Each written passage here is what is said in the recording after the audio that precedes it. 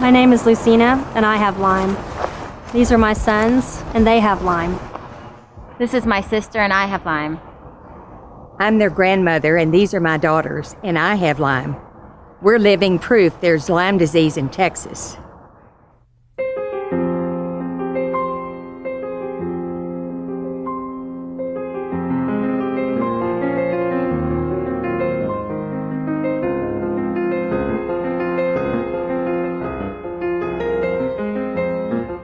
I was training for a marathon.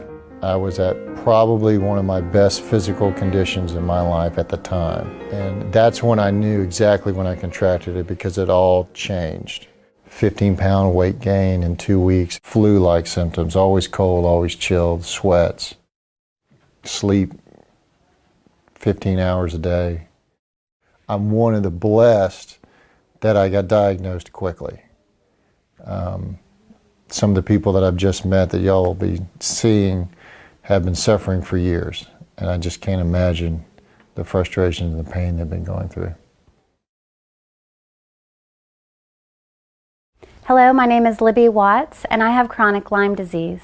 Hello, I'm Cindy Garbs, and I have chronic Lyme disease. For the next few minutes, you'll be hearing from Texans who are dealing with Lyme disease. Their stories will help dispel the myths that you've heard about Lyme disease in Texas. Myth number 1, there's no Lyme disease in Texas. Myth number 1 is probably the most difficult barrier faced by Lyme patients in the Lone Star State. Simply stated, most physicians in Texas think that there's no chance that their patient has Lyme. This comes from several misconceptions about the disease, including its very presence in the state. It was established to be in Texas in 1984. All 11 public health districts have reported cases. The CDC maps show that it's endemic in about the eastern 2/3 of the state. And yet we have insistence in the community that there's no Lyme disease in Texas. Another misconception is that Lyme can only come from outside the state. Yes, the bacterium has been isolated in my laboratory, and that we have amplified DNA from this bacterium, and that's what we can say that yes, the pathogen is here in Texas, and yes, Ixodes scapularis is here in Texas. So if those two, the pathogen and the vector are together, we cannot say there's no Lyme disease. Myth number 2, I would have known if I had been bitten by a tick. Using a tick bite as the sole reference for pursuing a Lyme diagnosis can be tricky. There's only a 25% combined chance you'll even notice the tick bite that gives you the Lyme disease. The ticks that transmit Lyme disease are no bigger than a poppy seed, and once the tick falls off, the bullseye rash is what the doctors look for. The rash actually appears only 50 to 60% of the time and presents its signature bullseye shape even less often than that. Myth number 3, my doctor would know if I had Lyme disease. He gave me the Western blot test and came back negative. We actually did it 2 or 3 times. He told us basically about the problems with the test, and he told us to get tested with, or told me to get tested with Igenics. And it came back positive, so that's when we knew at least what it was.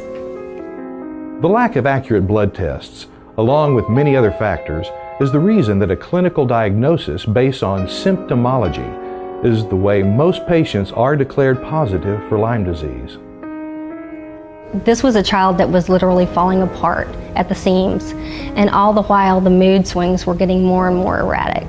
And so I became very frightened and started to see doctors. First the pediatrician, of course, 3 or 4 different times with different symptoms each time.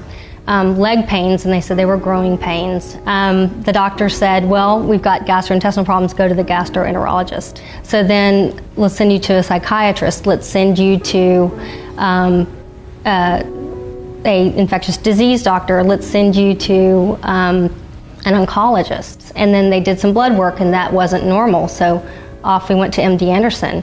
He would fall off the couch. He was having electrical heart shock feelings. And then he started to get muscle spasms and twitching. and got to the point where he would just scream, lay on the couch and scream. And the doctor said it's probably psychosomatic.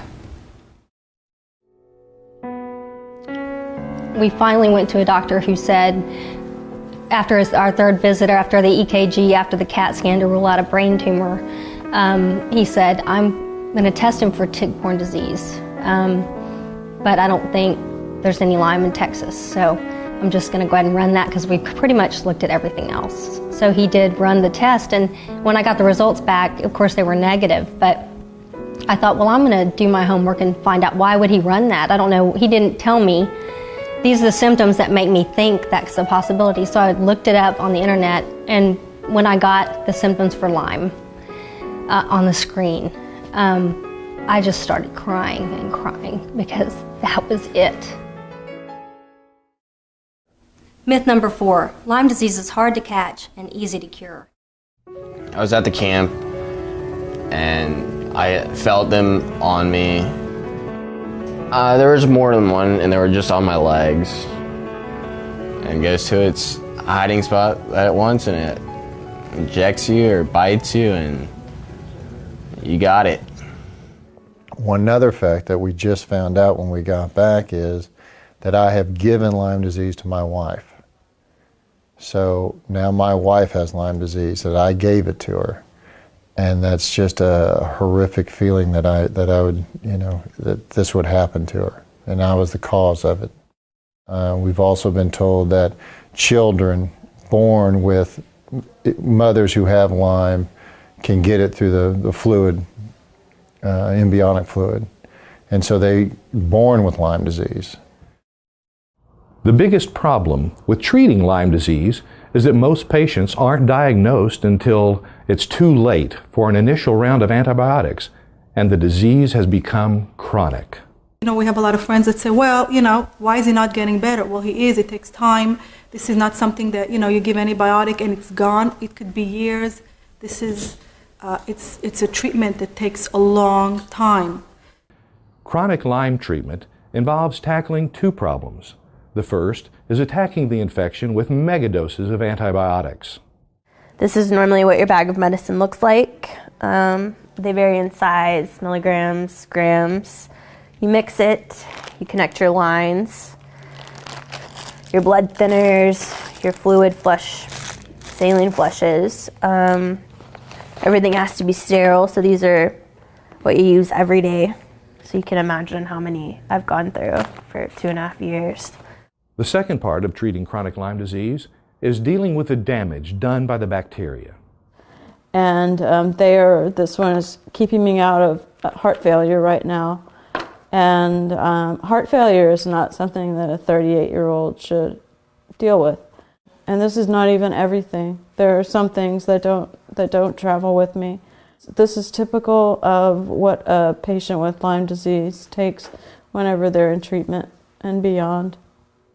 Ask any chronic Lyme patient, and they'll tell you that early diagnosis and proper treatment would have changed their lives.